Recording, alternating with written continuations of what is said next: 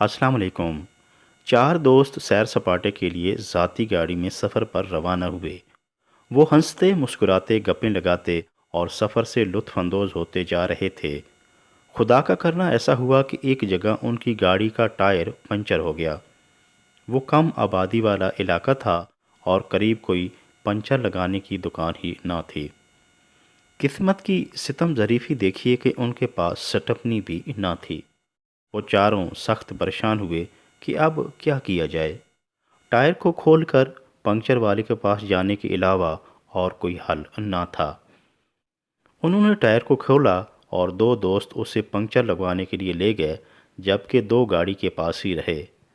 2 گھنٹوں کے بعد وہ ٹائر کو پنکچر لگوا کر واپس گاڑی کے پاس آئے اور ٹائر کو فٹ کرنے لگے۔ اسی دوران ٹائر کو ٹائٹ کرنے والے چاروں نٹ سڑک سے لڑکے اور نیچے کھائی میں جا گرے، جہاں سے انہیں ڈھونڈنا اور نکالنا ممکن نہیں تھا۔ وہ چاروں دوست بہت پریشان ہو گئے کہ ایک مصیبت سے جان چھوٹی تو دوسری سے واسطہ پڑ گیا۔ وہ ایک دوسرے سے الجھنے لگے کہ ان کو سنبھال کر نہیں رکھا۔ اسی دوران ان کے پاس سے ایک جھلا اور پاگل شخص کا گزر ہوا۔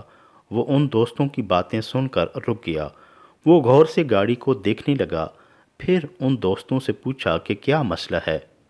ان چاروں نے جھنجھلا کر پاگل کی طرف دیکھا کہ یہ ہماری کیا مدد کر سکے گا، اور اس سے اپنی پریشانی کا ذکر کرنے کا کوئی فائدہ نہیں۔ اس سے جان چھڑانے کے لیے آخر ایک دوست نے بات بتا دی کہ ٹائر کے چاروں نٹ اس کھائی میں گر گئے ہیں۔ ان کے بغیر ٹائر فٹ نہیں ہو سکتا اور گاڑی بھی نہیں چل سکتی۔ شہر دور ہے اور شام ہونے والی ہے۔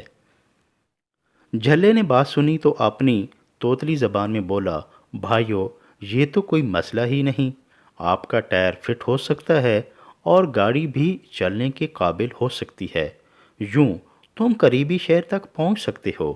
جھلے کی بات سن کر چاروں دوستوں کے کان کھڑے ہو گئے اور سب نے یک بارگی اس سے پوچھا، بھلا یہ کیسے ممکن ہے؟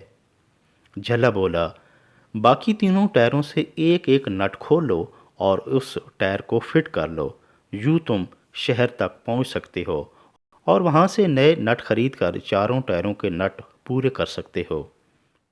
جھلے کی یہ قابل عمل بات سن کر وہ چاروں دنگ رہ گئے کہ یہ بات ہمارے ذہن میں کیوں نہیں آئی، کہ جسے ہم جھلا اور پاگل سمجھ رہے تھے اس نے بہت گر کی بات کی ہے۔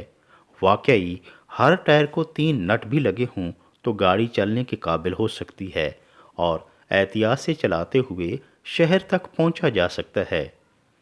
انہوں نے تینوں ٹائروں سے ایک ایک نٹ کھولا اور چوتھے ٹائر کو فٹ کر دیا۔ سب دوستوں نے اس جھلے شخص کا شکریہ ادا کیا اور شہر کی طرف روانہ ہو گئے۔ اس واقعہ سے سبق ملتا ہے کہ کسی انسان کو اس کی ظاہری شکل و صورت دیکھ کر کم تر نہیں سمجھنا چاہیے۔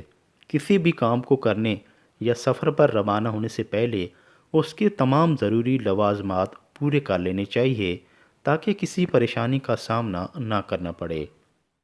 کسی مشکل میں پھنس جانے کی صورت میں اپنے حواس پر قابو رکھیں اور عقل و دانش سے اس کا مقابلہ کریں۔